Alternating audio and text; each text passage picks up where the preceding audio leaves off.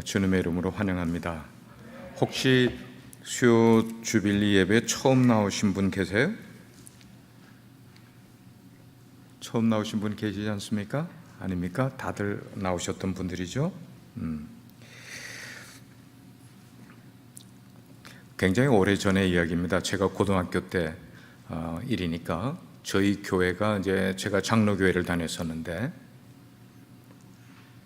오랜만에 교회에서 장로 장립식을 갖게 됐어요. 그 장립식을 가지게 되는데 이제 안수위원들이 다 계시고 노회에서 나와서 그렇게 하고는 안수식을 다 하고는 그 두 분이 받으시는데 두 분 가운데 한 분이 이원호 장로님이라고 그분이 이제 답사로 이제 나와서 하시는데 그분의 그 답사 내용이 뭐였는가 하면은 내가 이제 장로로 임직을 받게 되니까 그것을 이제 성도들에게 예배 나오신 분들에게 답사를 하는데 굉장히 간단하지만 아직도 제 기억에 남는 그 답사였어요. 그건 뭔가 하면 첫째도 순종, 둘째도 순종, 셋째도 순종하겠습니다. 충성. 그러고 들어가셨어요. 얼마나 간단했는지 뭐 여러 가지 이야기도 없어. 그러니까 시작도 충성하고, 그러니까 순종하고, 과정도 순종하고, 마무리도 자기는 순종함으로 하나님께 충성을 다하겠습니다 하는 그 표현이었는데 굉장히 그 여운이 있는 그런 답사였다고 생각을 합니다. 오늘 말씀의 그 them은 하나님은 당신의 말씀을 듣고 나서 그 말씀을 순종하고 지키는 사람에게 하늘 복을 주신다. 이게 오늘 말씀의 them이에요. 너무나 제네럴한 것 같지만 너무나 중요한 거예요. 레 미저라블이라는 소설이 있었는데 그 영화로도 나왔습니다. 그것을 쓴 빅토르 유고가 가장 아끼는 책이 두 권이 있었다고 그래요. 첫 번째 책은 셰익스피어의 저서이고 두 번째는 성경이다. 그는 그렇게 이야기를 했어요. 그런데 성경을 앞에 놓지 않고 뒤에 한 이야기는 오히려 뒤에다가 더 비중을 둔 말이라고 저는 생각을 해요. 셰익스피어. 그러면 두 번째는 뭘까? 성경이었다. 그는 그렇게 이야기를 했어요. 그래서 우리 기독교 역사 속에서 물론 성경 속에 있는 그런 인물들뿐만 아니고 우리 기독교 역사 2000년 역사 속에서 정말 하나님의 말씀대로 살았던 사람은 그야말로 다 위대한 삶을 살았던 모습을 우리에게 보여줍니다. 그 사람들이 역사의 이름을 크게 떨치는 사람이었든지 아니면은 한 교회를 섬기면서도 말씀대로 살아왔던 사람이든지 불문하고 그렇게 산 사람들은 위대한 삶을 살았던 사람라고 그렇게 생각을 합니다. 몇 사람들을 뽑게 되면은 영국의 빅토리아 여왕이 영국을 하나님의 말씀대로 통치를 하겠다고 작정을 했습니다. 그리고 장장 64년 동안 재위를 했어요. 여왕인데, 근데 그 64년 동안 재위 기간 동안 영국을 세계의 찬란한 위대한 제국으로 그 영국 여왕이 만들었어요. 그 뭐냐면 성경대로 내가 통치하겠다고 그렇게 이야기를 했기 때문에. 종교개혁자인 마틴 루터도 성경을 독일어로 번역해서 보급을 한 그 대가로 독일어가 문법이 형성됐다고 저는 그렇게 공부를 했어요. 그 중에 특별히 그 언어를 독일어를 그렇게 문법을 완성시킨 것이 유럽의 중심 국가로 독일을 만드는 데 크게 공헌을 했다 하고 이야기를 했어요. 예를 들면은 우리 대한민국 국호는 다르지만 대한민국 오늘에 이르는데 가장 역사 속에 위대한 사람을 뽑으라 그러면은 아마 어린아이에서부터 어른들까지 세종대왕을 꼽지 않는 사람이 좀 드물 거예요.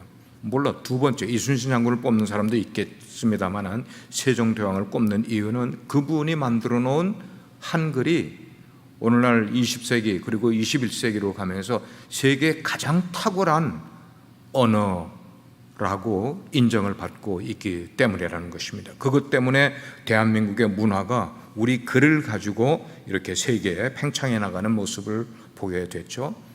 그래서 독일의 문호인 괴테는 루터의 독일어 성경이야말로 오늘의 독일이 있게 된 결정적인 요소가 되었다, 그렇게 이야기를 했단 말입니다.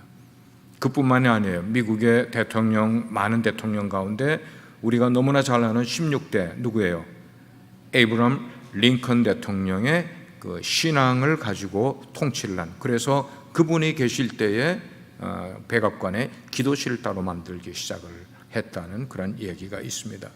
우리가 잘 아는 사업가 락펠러도 역시 마찬가지로 어려서부터 성경을 열심히 읽고 그로 인해서 위대한 신앙의 족적을 남긴 모습을 우리는 알게 돼요. 세계의 선교 역사, 저는 선교학을 공부를 했기 때문에 세계의 선교 역사 가운데 유일하게 선교사가 그 나라에 들어가기 전에 이미 자국어로 성경이 번역된 나라는 대한민국밖에 없어요. 그 말은 선교사가 제일 처음으로 토마스 선교사가 한국에 들어오기 이전에 이미 중국을 통해서 한국 사람들이 성경을 번역을 해서 성경이 이미 한국으로 들어와 있었다는 것입니다. 뿐만 아니고 우리 대한민국의 초창기의 선교사를 보게 되면은 사경회라는 게 열리게 됐었는데, 이 사경회는 자그마치 일주일 동안 혹은 길면은 은혜로우면은 2주일 동안 그냥 계속해서 열립니다. 예를 들면은 제가 어릴 때에 저희 어머님을 따라 송도 뒷산에 산에서 소나무가 많이 있는, 제 기억에 소나무가 있는 거기에다가 사람들이 이렇게 이부짜리 호청 있잖아요. 그런 거를 그 소나무 사이사이에다가 이렇게 묶어놓고 그 밑에 텐트처럼 있으면서 거기에 1,000명, 2,000명, 3,000명이 모여서 사경회를 가졌던 기억을 저는 기억을 해요. 제가 어릴 때 어머님 따라 갔었어요. 밑에 송도 바다가 내려다 보이는데, 근데 그게 아침에도 말씀, 점심에도 말씀, 저녁에도 말씀, 모든 게 말씀으로 이어지는, 하루 종일. 그러면 사람들이요 쌀을 가지고 와요. 김치를 가지고 오고 쌀을 가지고 와서 거기 밥을 해 먹으면서 사경회를 참석을 하는 거예요. 근데 이런 게 언제부터 유래가 됐었는가 하면은 초기에 1920년, 1930년 이럴 때에 우리나라에는 사경회들이 그렇게 열렸는데, 교회에서 열릴 때뿐만 아니고 산에서도 열리고 그 다음에 넓은 벌판에서도 열리고, 이런 사경회가 열리면은 전국에서 지금 말씀을 사모하는 사람들에 대한 이야기를 드리는 겁니다.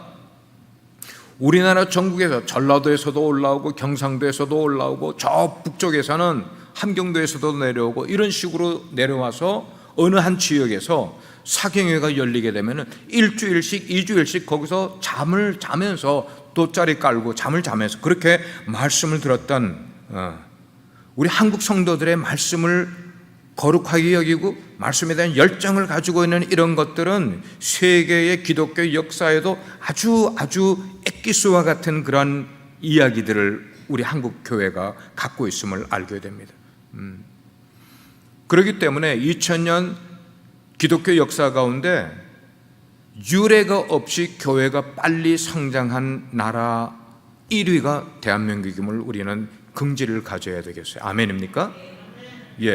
100년 동안 이루어 놓은 그 역사가 독일에서는 500년에도 미치지 못할 그런 성장을 이루었고, 영국에서도 500년에도 이루지 못할 그런 역사들을 대한민국에서는 100년, 그것도 쉽게 따지면 한 30년 동안의 그런 놀라운 역사를 이룬 교회들이 없어요.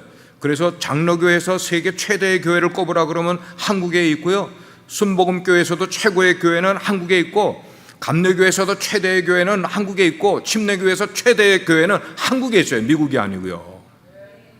놀라운 일이에요. 놀라운 일이에요. 그 조그만 나라가, 외세의 침략을 그렇게 많이 받았던 나라가 어떻게 이렇게 할 수가 있었는가? 저는 계속해서 기도를 하고 연구를 해봐도 하나님의 특별한 은총이 우리 대한민국 민족들에게 있다는 사실을 알고 그 이유가 뭘까를 생각을 할 때 세계의 땅끝까지 이르러 복음을 전파하는 일에 가장 귀하게 쓰임받을 민족은 대한민국 백성이더라는 것을 알게 된 거예요. 지금 제가 여러분께 뻥치는 거 아니에요. 선교학에서 다 나오는 이야기예요. 우리 단기 선교팀을 제가 훈련할 때도 이야기를 드리는데, 중국이 14억의 인구를 가지고 있으면서도 세계에 나가 있는 나라 숫자가 한 150개국에 나가 있다면 우리 대한민국, 그야말로 4천만 5천만 밖에 되지 않는 대한민국이 세계에 뻗어나간 나라가 174개국이라는 거 여러분 깜짝 놀라지 않았어요? 물론 나갈 때 교회를 개척하기 위해서 나간 것도 아니고 선교사로 나간 것도 아닙니다만은, 그게 비즈니스 쪽으로 나갔든지 어떤 경우로 나갔든지 거기에다가 뭘 세우는가 하면 교회를 세운다는 겁니다. 우리 한국 사람들은. 얼마나 놀라운지 몰라요.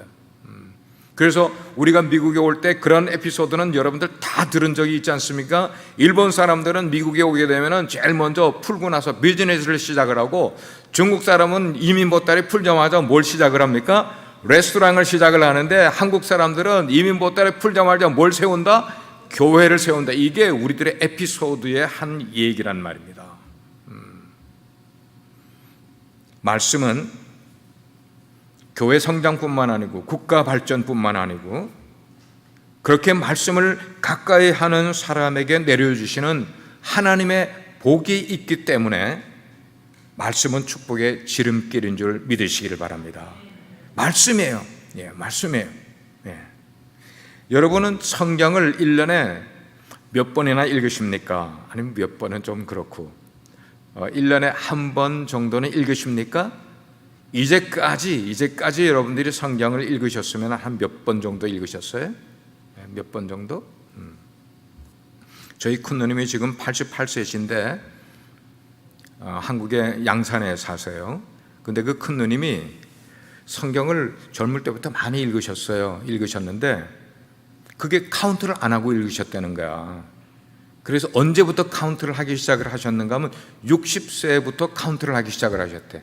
그때부터 읽은 거를 카운트하기 시작했는데 지금 한 70회 정도 읽으셨다 그래요.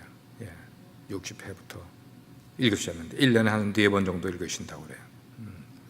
오늘 말씀의 배경은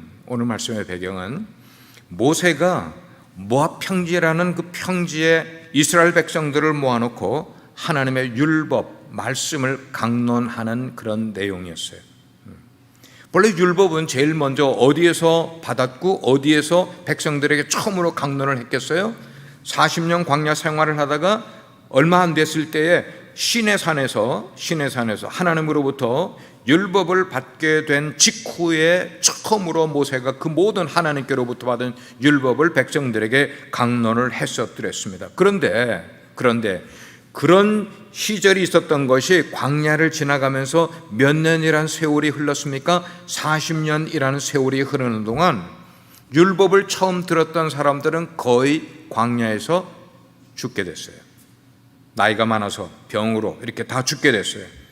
그리고 새로운 세대에게 말씀을 다시 한번 전한 것. 그래서 듀트로노미, 처음에 제가 신명기를 강의할 때 그거를 이야기해 드렸어요. 노미, 이거는 노미, 듀트로노미 할 때 노미는 뭐라고요? 법이에요, 법. 로예요, 로.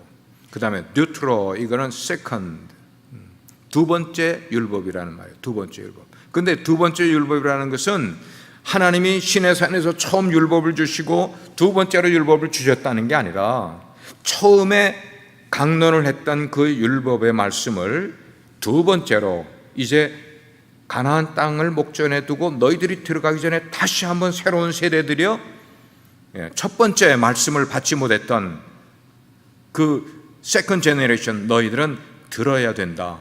이거를 들어야 너희들이 가나안 땅에 들어갔을 때 하나님의 복을 받는다, 그 말씀이었어요. 그래서 오늘 말씀 1절을 보게 되면 하나님께서는 그 하나님의 말씀을 삼가 듣고 그 말은 그 말씀을 거룩히 여기면서 듣고 그것을 흘려버릴 말씀으로 듣지 아니하고 꼭 기억할 말씀으로 듣고 그 모든 명령을 지켜 행하면 뭐라고 축복의 말씀을 해주셨는가 하면 세계 모든 민족 위에 뛰어난 민족으로 만들어 주시겠다. 할렐루야. 아마 이 신명기의 축복의 말씀이 오늘의 이스라엘 민족을 만들지 않았을까 저는 그렇게 생각을 해요. 그렇죠? 예. 여러분 인정합니까? 이스라엘 민족이 뛰어난 거 인정합니까? 아이고 하기 싫은 모양이야. 대한민국이 또 그렇게 하려면 이제 조금 더 한 100년쯤 지나서 대한민국 사람들이 유태인보다 더 뛰어난 모습을 보여주면은 한참 있으면 이제 그렇게 되겠는데 지금은 그렇죠. 지금은 왜냐하면 노벨상을 받은 사람들 가운데 3분의 1이 유태계니까 세계에 그렇게 180개 국가들 가운데서 노벨상 받은 3분의 1 정도가 유태계란 말이에요. 유태계. 독일에 있어서도 유태계, 미국에서 받은 교수인데도 알고 보니까 유태계. 하나님께서는 천지 창조를 무엇으로 창조하셨습니까?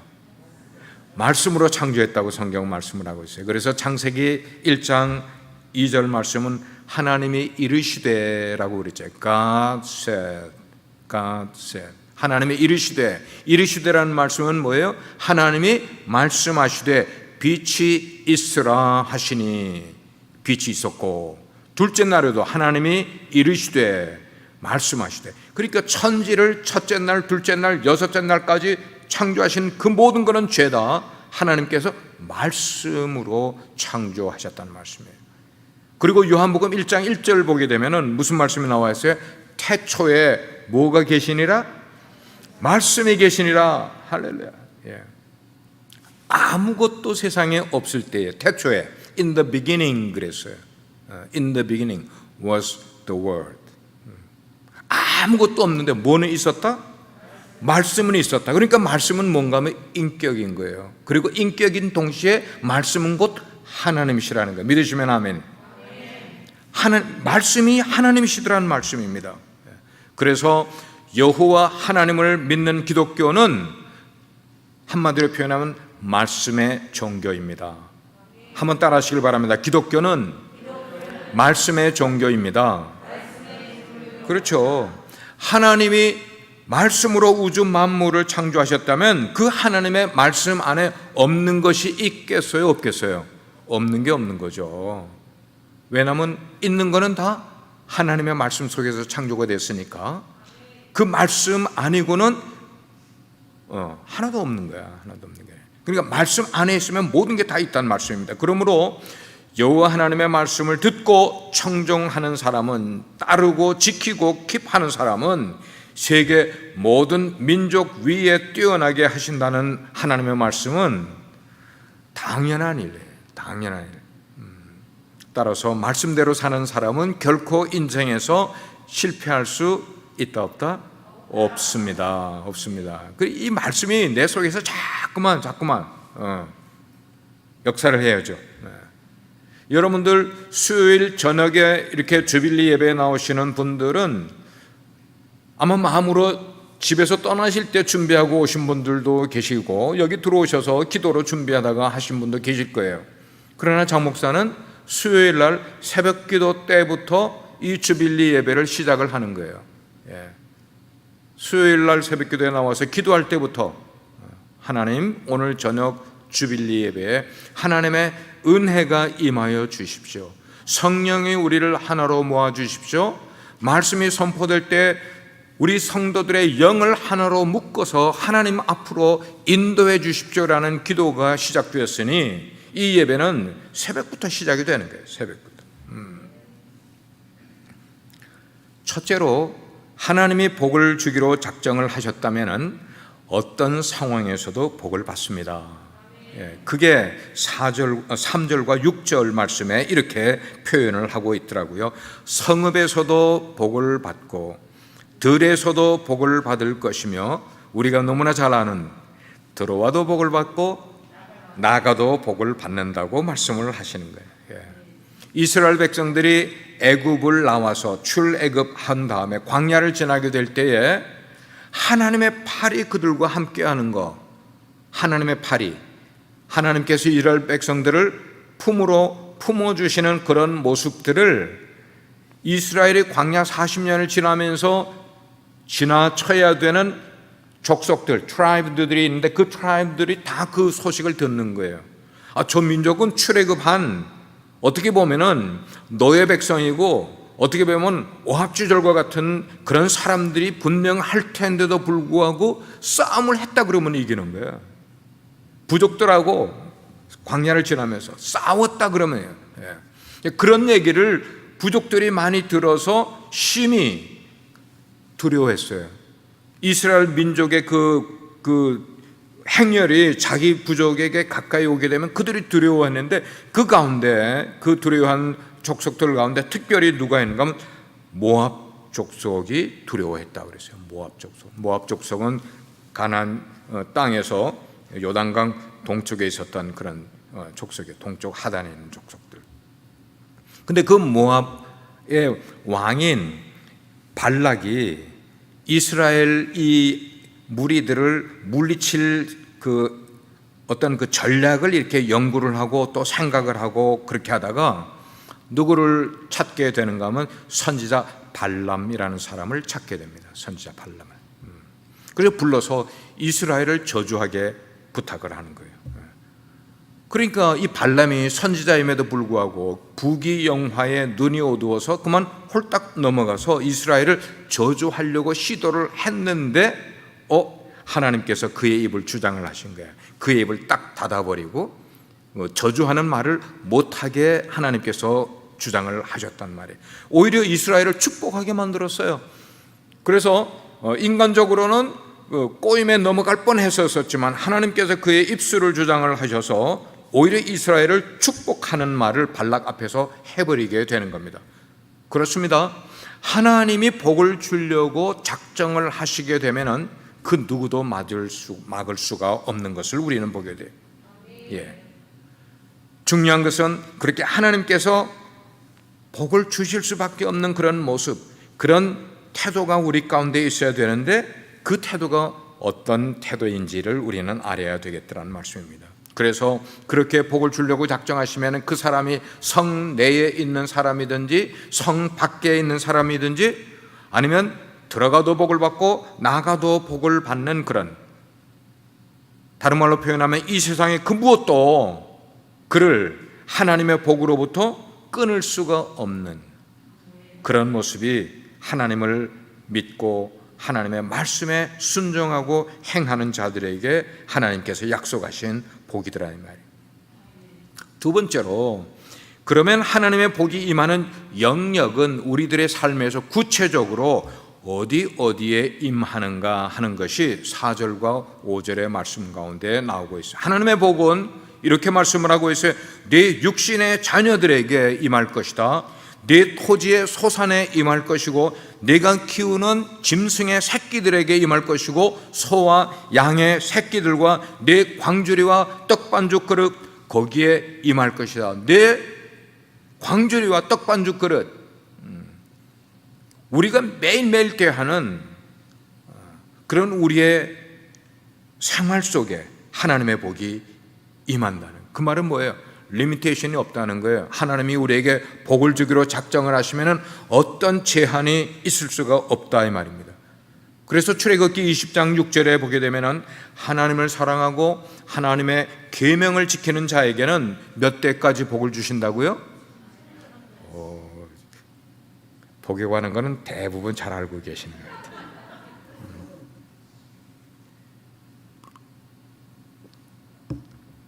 1000대까지 복을 주신다. 1000대까지 복을 주신다. 이렇게 하나님의 복은 우리가 농사꾼이면 농사 짓는데 축복을 해 주십니다. 우리가 사업을 경영하면 사업에 축복을 해 주십니다. 우리가 학업을 닦고 있게 되면 그 학업에 복을 내려주십니다. 우리가 무언가를 경영하고 있으면 우리가 경영하는 그것에 하나님의 복이 임하게 되는, 이 말은 뭐냐면 일상의 모든 분야에 하나님의 복이 임하게 된다는 말씀이에요. 이게 중요한 거예요. 일상이라는 게 뭐예요? Daily life예요. Daily life. Every day, every day.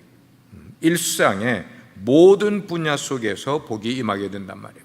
그러므로 하나님께서 복을 주시기로 작정을 하시게 되면 우리의 삶은, 우리의 모든 분야의 삶이 풍요로워지게 될 것이라는 것입니다.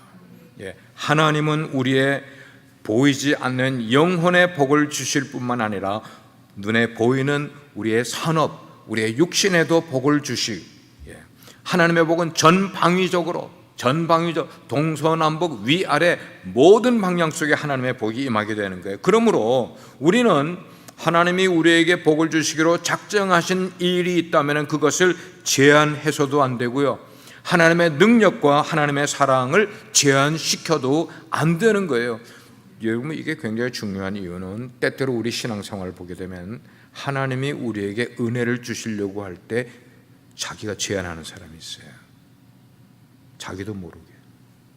하나님이 우리에게 축복을 해 주시려고 하는데, 능력을 베풀어 주시려고 하는데 스스로 제한시키는 사람들이 있어요. 아니, 그것만 아니고 하나님이 우리에게 남이 없는 은사를 주시려고 예배해 두셨다가 딱 은사를 주시려고 하는데 스스로 그 은사를 제한시킴으로 그 은사를 받지 못하는 사람들도 있음을 우리는 보게 돼요. 그래서는 안 돼요. 오히려 하나님의 능력이, 하나님의 은혜가 우리의 삶의 전 영역 속에서 임할 수 있도록 하나님께 서렌더해야 되는 거예요. 하나님께 맡겨야 될 줄 믿으시기 바랍니다. 하나님께 맡기는 거예요. 내 건강도 맡기고, 내 수명도 맡기고, 내 산업도 맡기고, 내 학업도 맡기고, 내 가정도 맡기고, 내 자녀들도 맡기고, 전부 그냥 죄다 하나님께 맡기는 거예요. 예를 들어서 우리의 자녀를 맡기는 거예요. 우리의 산업을 맡기고, 우리의 생각도, 우리의 계획도 맡길 뿐만 아니고, 우리의 가정도, 우리의 교회도 맡기고, 나라와 민족의 일까지도 다 하나님께 맡겨버리는 거예요. 장 목사가 조금 다른 면이 있다면은, 내가 목회하는 이 목회지 여기에 대한 욕심을 하나님께 다 맡겨버려요. 그리고 저의 목회를 이 빛과 소금의 교회로 국한시키지 않고 저는 하나님의 나라 속에서 하나님의 일꾼으로 가는 길을 저는 가려고 해요. 이게 일반 목회자들하고 조금은 달라요. 여러분, 모르시는 분이 있을까 봐 제가 알려드리는 거예요. 아시는 분들도 계시지만 저의 철학이에요. 그 말은 뭐냐면 하나님이 저에게 주신 은혜를 이 빛과 소금의 교회 한 교회에 국한시키지 않는 거예요. 그 은혜를 하나님이 원하시는 땅끝 어느 곳에든지 하나님이 내게 주신 은사와 능력을 사용하는 그런 모습으로 하나님의 종의 길을 걸어가려고 노력을 하는 것입니다. 뿐만 아니에요. 여러분, 인생의 크고 중요한 부분뿐만 아니라 여러분의 인생의 아주 사소한 일상의 모든 일까지도 다 하나님께 맡기는 삶, 그렇게 하게 될 때 하나님의 복을 받게 되는 줄 믿습니다.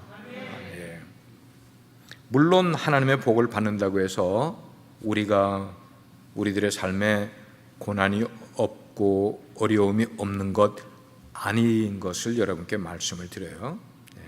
하나님께 맡겼다고 해서 나는 고난도 하나도 없고 육체의 질병도 하나도 나지 않고 어려운 문제도 없다, 그런 말 아니에요. 하지만 그렇게 어려운 일이 어떤 면으로 내 삶에 온다고 할 때에 그 일을 감당할 수 있는 하나님의 은혜를 체험하게 해주시는 거예요.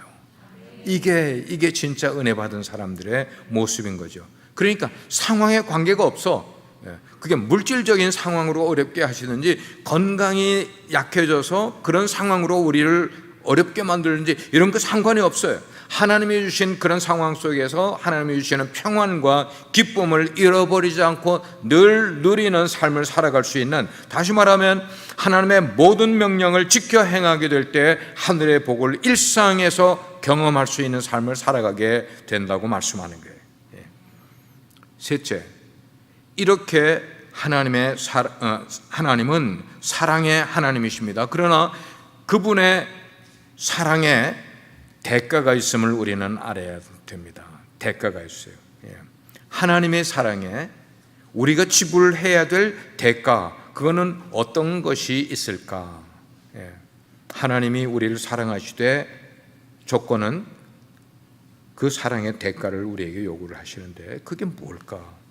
우리가 복음을 전하게 될 때 일반적으로 가장 많이 하는 말이 하나님이 당신을 사랑하십니다. Dios tu amor. 스페니쉬예요. 요즘 아침마다 스페니쉬 또 연습을 하고 있어요. 하나님이 당신을 사랑하십니다. God loves you. 그 표현을 많이 쓰는데 하나님은 정말 우리를 사랑하셔서 독생자 예수 그리스도를 대신 죽게 하심으로 우리의 죄를 사해 주셨어요. 사해 주셨다는 것은 우리가 담당해야 될 세상의 짐을, 그 짐의 가장 중요한 것은 우리가 받아야 될 형벌, 그것을 대신 당신의 아들에게 담당하게 하셨어요. 이것이 바로 우리를 향하신 하나님의 가장 큰 사랑의 클라이막스인 거예요. 그러나 하나님이 우리를 사랑하신다고 해서 아무런 조건도 없이 구원을 베푸시는 것은 결코 아닌 거예요. 구원을 얻기 위해서 조건이 있는데 그건 뭐냐면 믿음이 있어야 되는 거예요. 믿음이 있어야 되는 거예요. 우리는 예수 그리스도를 하나님의 독생자로 우리의 구세주로 믿음으로 의롭다함을 받는다고 성경은 말씀을 하고 있어요. 그래서 기도의 응답에도 믿음이 필요한 거예요. 성경은 이렇게 말씀합니다. 하나님께 나아가는 자는 반드시 그가 계신 것을 어떻게 하고요? 그리고 또한 그가 자기를 찾는 자들에게 상 주시는 이심을 어떻게? 믿어야 된다고 말씀을 하는 거예요. 우리에게 요구하시는 것은 믿음이에요. 아무리 하나님이 우리를 크게 사랑하시고 기적적으로 사랑하신다 할지라도 우리가 그것을 믿음으로 받아야 한다는 것입니다. 하나님의 복을 받는 것도 마찬가지입니다. 성경은 하나님께서 우리 인간이, 저와 여러분이 범죄함에도 불구하고 복을 주시는 분이라고 절대로 그렇게 말씀하고 계시지 않아요. 우리가 하나님께 범죄하는데도 하나님은 우리에게 복을 주셔요. 그렇게 하나님은 오히려 성경은 말하기를 질투하시는 분이시라고 했어요. 죄를 범하면 진노하기도 하시고요, 때때로 우리가 죄를 범하면 우리에게 채찍을 드시는 분이라고 말씀을 하고 계세요. 그러므로 우리는 하나님의 사랑에는 지불해야 될 대가가 있음을 늘 우리 가운데 품고 신앙생활을 해야 돼요. 그게 뭐냐면 믿음과 순종으로 응답해야 한다는 것입니다. 믿음과 순종으로. 마지막 네 번째로 그렇습니다. 복에는 항상 저주라는 짝이 함께 다닌다는 것을 우리는 기억해야 돼요. 복이 있으면은, 하나님의 복이 있으면은 저주라는 짝이 항상 같이. 오늘 말씀을 보게 되니까 4절, 5절, 6절은 하나님의 말씀을 잘 순종하고 따르게 되면은 이렇게 복을 준다고 쫙 말씀을 했어요. 그게 오늘의 읽은 본문이에요. 그런데 그 다음에 말씀 보게 되니까 우리가 지금 읽지 않았지만 그 다음에 똑같은 내용인데 너희가 말씀을 순종하고 지키지 아니하면 이러이러한 저주가 따를 것이다 라고 말씀을 하고 있더란 말이에요. 그게 15절 이하에 쭉 나오고 있어요. 자, 15절부터 19절까지는 여러분의 성경을 펴시고, 저와 오늘 읽지 않았지만 오늘 메시지하고 연관되는 구절이니까, 하나님의 말씀에 순종하지 않고 하나님의 명령과 규례를 지키지 않으면 어떻게 되는가? 15절부터 같이 한번 19절까지 읽겠습니다. 크게 한번 읽겠습니다. 시작. 내가 만일 내 하나님 여호와의 말씀을 순종하지 아니하여 내가 오늘 네게 명령하는 그의 모든 명령과 규례를 지켜 행하지 아니하면 이 모든 저주가 네게 임하며 네게 이를 것이니 내가 성읍에서도 저주를 받으며 들에서도 저주를 받을 것이요 또 내 광주리와 떡반죽 그릇이 저주를 받을 것이요 내 몸의 소생과 내 토지의 소산과 내 소와 양의 새끼가 저주를 받을 것이며 네가 들어와도 저주를 받고 나가도 저주를 받으리라. 아멘. 만약에 부흥사 목사님이 오셔서 1절부터 6절까지의 말씀, 특별히 4절에서 6절의 말씀만 가지고 팍 이렇게 말씀을 뿌리면은 은혜 받는 사람들이 얼마나 많겠어요, 그죠? 왜냐하면 모든 게 다 복을 준다고 말씀이니까. 근데 그렇게만 끝나면 그건 복음이 되겠어요? 그건 복음이 될 수가 없어요. 복음은 같이 나가야 돼. 같이 축복과 저주가 같이. 그래서 여기 보니까 똑같은 내용인데 지켜 행하면 그런데 나중에 뒤에는 지켜 행하지 아니하면 7번의 저주라는 단어가 쓰였어요. 7번이나 저주. 오늘 본문에서 하나님은 이스라엘 백성들에게 두 가지의 길을 제시를 합니다. 그것은 복과 저주에 관해서 그리고 생명과 죽음에 관해서 메시지를 전해주고 있는 것을 보게 돼요. 그래서 그 복과 저주에 대한 결정은 하나님의 말씀을 대하는 백성들의 태도 여하에 따라서 복이 될 수도 있고 저주가 될 수도 있고 다른 한편으로는 생명이 될 수도 있고 죽음이 될 수도 있다는 것을 말씀해 주고 있었습니다. 사랑하는 여러분, 우리 빛서 성도 모든 분들은 하나님의 말씀을 순종함으로 하나님의 복을 받는 백성들이 되어야 할 줄 믿습니다. 스스로 저주를 선택하는 것만큼 어리석음이 어디 있겠어요, 그죠? 다 알게 설명해 놨는데. 그래서 오늘 이 말씀 가운데서 우리가 배운 점은 뭐냐면 하나님의 복은 뭐와 연결되어 있더라? 뭐예요? 그렇죠. 말씀과 연결되어 있더라. 하나님의 복은 말씀과 연결되어 있더라. 사랑하는 여러분, 제가 여기 얼마나 있을지 모르지만 이 말씀 꼭 기억을 하시기 바랍니다. 하나님의 복은 하나님의 말씀과 연결되어 있다는 것을 아시고 여러분의 신앙생활에 절대로 말씀을 등에시한 신앙생활을 하면은 복이 없어요. 복이 없어요. 성도는 하나님의 말씀에 귀를 기울이고 성도는 하나님의 말씀을 배우며 순종하며 그거를 적용해야 되는 거예요. 뿐만 아니라 그 말씀을 묵상을 하고 그 말씀에 늘 적용하는 그런 삶을 살아가야 되는 거예요. 순종하는 사람의 태도는 한마디로 아멘입니다. 아멘. 그런데 우리에게는 세 가지의 아멘이 필요해요. 하나는 말씀 앞에서 입술로 아멘 하는 거예요. 두 번째는 마음으로 아멘 하는 거예요. 그리고 세 번째는 우리의 삶에 실천함으로 그게 아멘이 되는 거예요. 이 세 가지, 입술로, 마음으로, 실천함으로 아멘하는. 그래서 우리가 듣는 그 말씀 속에는 하나님의 신실하신 인격이 들어있고 하나님의 사랑이 들어있고 하나님의 능력이 말씀 속에 들어있음을 여러분들이 기억하시면서 하나님은 그분의 말씀에 순종하는 자에게는 모든 것을 주시는 분이시다. 왜? 그분이 모든 것을 창조하신 분이기 때문에 모든 것을 주시기 원하는데 결국 말씀을 듣고 순종하는 것은 예수 그리스도를 우리들의 마음속에 모시고 받아들이는 것이라는 거예요. 그래서 말씀을 듣고 지키는 자가 복되도다. 그 원리가 이 성경 전체의 구원의 원리고 생명의 원리가 된다는 것을 믿으시기를 바랍니다. 오늘 말씀을 들으신 분들, 여기 계신 분들, 집에 계신 분들에게 실천 사항을 두 가지를 드리겠습니다. 첫째는 성경을 읽지 않고는 절대로 성경대로 살 수 있다 없다? 없어요. 최소한 성경을 1년에 1독은 하겠다는 계획을 여러분들이 세워보세요. 지금까지도 안 되셨으면 지금이라도 세우세요. 7월부터 6개월이면 충분히 읽어요. 그리고 매주 여러분들이 몇 장씩 읽으면 내가 1년에 한 번을 읽겠다는 것을 디바이드를 해보셔서 그대로 계획대로 하시고 여러분 스스로 점검하는 의지가 약한 분들은 목장에서 여러분들과 짝을 만들어서 서로 점검해 주시길 바라고, 아니면 신앙생활에 기도짝이 있는 분은 그 기도짝과 함께 여러분이 성경을 읽는 것을 서로 확인을 시켜주는 거예요. 여러분 이게 얼마나 중요한지 몰라요. 제가 청년 때 제자훈련 받을 때 늘 그랬어요. 내가 큐티를 하는지 안 하는지를 나 스스로 체크하지 않고 두 사람이 짝을 지어가지고 서로 체크하는 거예요. 너 큐티 했어 안 했어? 안 했어. 그러면 빵.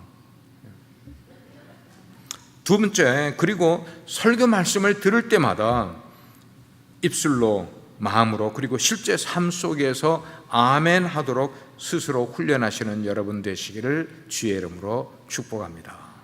같이 기도하겠습니다. 오늘은 실천 사항을 가지고 한번 기도해 보도록 하겠습니다. 성경을 읽지 않고는 결코 성경대로 살 수 없다고 했는데, 최소한 내가 그리스도인이면은, 그리고 빛과 소금의 교회 성도라면은 1년에 1독은 할 수 있도록 여러분들이 계획을 세우고 그 계획을 의지 가지고 지켜나갈 수 있도록 하나님 저에게 그런 의지를 허락해 주세요. 그리고 내가 기도짝이 없어서 점검할 수 있는 사람이 없다면 기도하면서 하나님 내가 누구랑 기도짝을 해서 내가 성경 읽는 것을 나누고 기도 제목을 서로 나누기를 원합니다. 두 번째, 여러분들이 말씀을 설교 때든지 어느 때든지 하루에도 몇 번 들을 수 있는 그런 기회가 있으면은 여러분들이 아멘을 하시면서 들으시길 바랍니다. 세 가지 아멘, 입술로 아멘 하시고 마음으로 아멘 하시고 실제 삶에서 아멘 할 수 있도록 스스로 훈련하는 여러분 되기를 하나님 앞에 한번 작정하는 기도를 이 시간에 이 두 가지를 가지고 같이 한번 주여 한번 하고 기도하겠습니다. 주여, 아버지 하나님, 아버지 하나님, 은혜를 진실로 감사드립니다. 하나님, 우리가 하나님 앞에 나설 때에 정말 말씀 없이 우리가 스스로 신앙생활을 걸어갈 수가 없습니다. 그리고 우리가 인생을 살아가면서 아무리 많은 복을 얻기를 추구한다 할지라도 하나님의 말씀이 인도함을 받지 아니하고는 하나님이 주시는 그 놀라운 은혜와 축복을 우리는 받을 자격이 없습니다. 오 하나님, 그 약속의 말씀이 우리 가운데 있기 위해서는 늘 말씀을 마음 가운데 새기는 사람 되기를 간절히 원합니다. 가장 먼저 말씀을 읽는 자 되기를 간절히 원합니다. 말씀을 듣는 자 되게 하시고, 말씀을 공부하는 자 되게 하시고, 말씀을 연구하는 자 되게 하시며, 말씀을 적용하는 자 되게 하여 주시기를 간절히 원합니다. 묵상할 수 있는 사람이 되기를 간절히 원합니다. 이렇게 말씀이 생활화되어서 내 삶 속에 이것을 늘 적용할 수 있고, 그러면서 들은 말씀에 대하여 입술로도 아멘을 할 뿐만 아니고 내 마음으로도 어그리한다는 아멘을 드리는 자 되게 하여 주시며, 우리의 실제적인 삶 속에서 아멘으로 살아갈 수 있는 우리들 삼아 주시기를 간절히 원합니다. 이 인생 속에서 위대한 삶을 살아간 사람은 다 말씀에 성공한 사람들이라고 말씀하였습니다. 아버지 하나님, 그렇게 우리를 인도하여 주시다 우리가 인생에서 성공한 자 되기를 간절히 원하며, 말씀에 순종함으로 그것이 우리의 삶을 새롭게 만들어주고 능력있게 만들어주고 다른 사람을 이끌어가며 삶을 살아갈 수 있도록 주여 지키시고 인도하여 주시기를 간절히 기도합니다. 주님 특별하신 은혜가 필요합니다. 아버지 하나님, 이것이 저희 힘으로 할 수 없음을 고백합니다. 하나님 말씀을 향한 정말 그런 사모함이 저희 안에 새로워질 수 있도록 성령께서 함께 해주시며 성령께서 역사해 주셔서 아버지 하나님 정말 주의 말씀을 꿀같이 사모하는 정말 순전한 저처럼 사모할 수 있는 자들 될 수 있도록 은혜 베풀어 주시옵소서. 그래서 말씀 읽기를 정말 결단하고 그것을 순종할 수 있는 우리 성도님들 될 수 있도록 주께서 은혜 베풀어 주시며, 아버지 하나님 그런 가운데 정말 주님의 놀라운 역사가 저희 삶 가운데 정말 경험되어지고 그것을 나눌 수 있는 그런 저희 말씀 공동체가 될 수 있도록 아버지 하나님 정말 주께서 은혜를 베풀어 주시옵소서. 아버지 하나님 살아계신 하나님의 말씀을 저희가 대면하며 정말 주님 앞에 바로 서고 온전하게 그 주님의 말씀에 정말 순종할 수 있는, 순복할 수 있는 일 될 수 있도록 그런 사모함을 주께서 허락하여 주시옵소서. 아버지 정말 주님의 특별하신 은혜를 간구합니다.